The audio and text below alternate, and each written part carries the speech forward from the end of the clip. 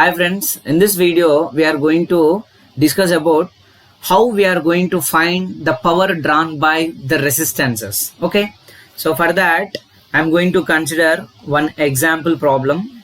So for example C, so this one is the one DC circuit. This one is the one DC circuit having only three resistances, for example. So this is for example 2 ohms, this one is 6 ohms, for example this one is 10 ohms, and the applied voltage for example 50 volts I am taking. Okay, now question is what is the power absorbed by 2 ohm resistance and 10 ohms resistance and 6 ohm resistance. Okay, now this is the actual question. Now what we need to do, so we know that if you want to find the power absorbed by the each resistances, actually the power absorbed by any resistances, what is the formula we are using? Simply we can use the formula, that is power absorbed by any resistance is equal to square of current into that particular value of resistance. Okay, I square into R. So this is the formula we are using to find the power absorbed by each resistance in any circuit. Okay, now we know that, so if you want to find the power absorbed by the 2 ohm resistance, 6 ohm resistance and 10 ohm resistance, so what we need to do first we need to know about the how much amount of current is flowing in the original circuit. Okay, so how much amount of current is flowing in the original circuit. So for that first we are going for the calculation of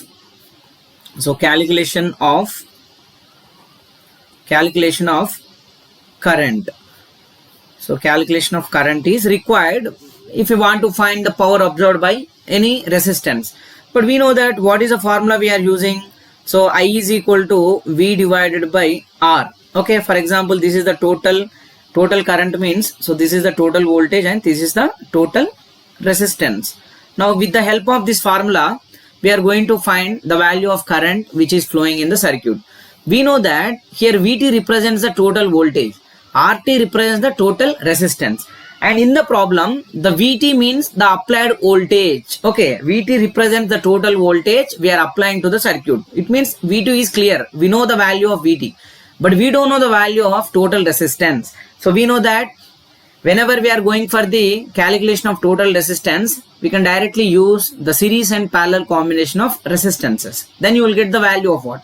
Total resistance. That is the reason why in the given circuit, we know that when the source is present in the left side, then the calculation of resistance is always start from right side. So that is the reason why here source is left side. So we are starting to calculate the value of total resistance. We are starting from right side. That is the reason why. So here 10 ohms and 6 ohms both are connected. 10 ohms and 6 ohms both are connected in parallel. In parallel means directly we can find, so unknown, that is new value of resistance is equal to, both are connected in parallel means we can directly use, so both the resistance, product of two resistances divided by addition of two resistances. Okay, so that is 6 into 10 divided by 6 plus 10.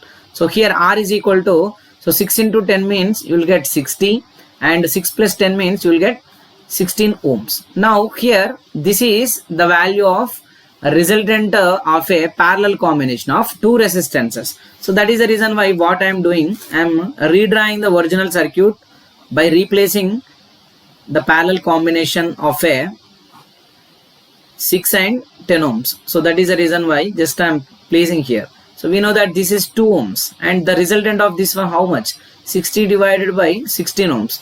Now here 2 ohms and 60 divided by 16 ohms both are connected in series. Then we can directly add these two values. So total resistance is equal to 2 plus 60 divided by 16. So here total resistance is equal to, so 2 into 60, 16 means how much? 32 plus 60 divided by 16. So here total resistance is equal to, so 60 plus 32 means you will get 92 divided by here 16. Okay, so this is the value of total resistance available in what? Original circuit. So that is the reason why, so with the help of this total resistance, so we can calculate the value of what? Total current. So total current is equal to total voltage divided by total resistance. Now total voltage we are applying to the circuit is 50 volts. So here 50 divided by total value of resistance, how much? 92 divided by 16. So here 92 divided by 16. By simplifying you will get, so 50 into 16 divided by 92. Okay, so this is the value of current which is flowing in the original circuit. Okay, so here total current is equal to, so 50 into 16 divided by 92. So if I am going to simplifying this one, then you will get, so 2 4s are and 2 6s are 92. So 2 8s are 16. So you will get here 50 into 8 divided by 46. Again 2 2s are, 2 3s are, 2 4s are. You will get 50 into 4 divided by 23.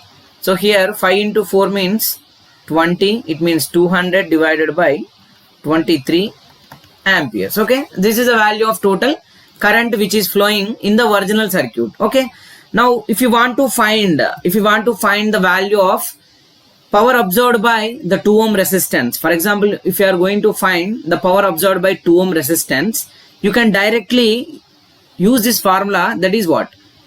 I square into R. So with the help of this I am directly finding the value of what? Power absorbed by 2 ohms. Okay, so that is the reason why if I am going to find the power absorbed by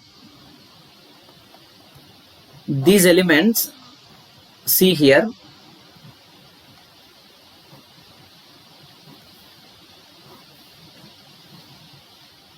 now this one is 2 ohms, this is 6 ohms, and this one is 10 ohms, and here V is equal to 50 volts.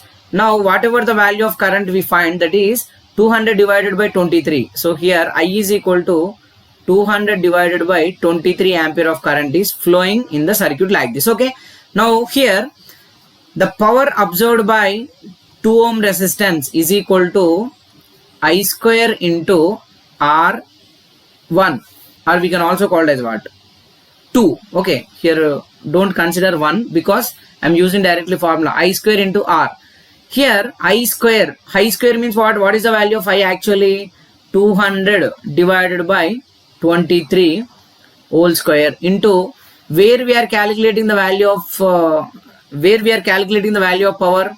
It means we are finding the power absorbed by 2 ohms, so that we can directly place the value of 2 instead of the resistance. Okay, now by solving you will get the power absorbed by the 2 ohm resistance. Okay, now another thing is, if you want to find the power absorbed by 10 ohms and if you want to find the power absorbed by 6 ohms, you can directly, if you want to find the power absorbed by 6 ohms and 10 ohm resistance, so before that what we are doing, how much amount of current is flowing through the 10 ohms and how much amount of current is flowing through 6 ohms. If you know the current flowing through 6 ohms and if you know the current flowing through 10 ohms, then that current square multiplied with 10, it will give the power absorbed by this particular resistance.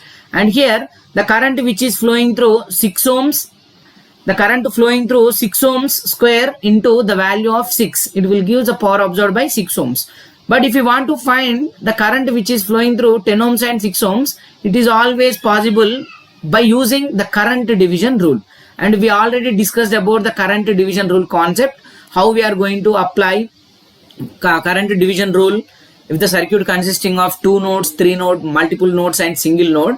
So if you want to know about that concept, just go to my YouTube channel and you will get the concept of current division rule. Okay, so like this we need to find the power absorbed by any element in the given network. Okay, so thank you so much for watching and please do subscribe my channel for more updates. Thank you.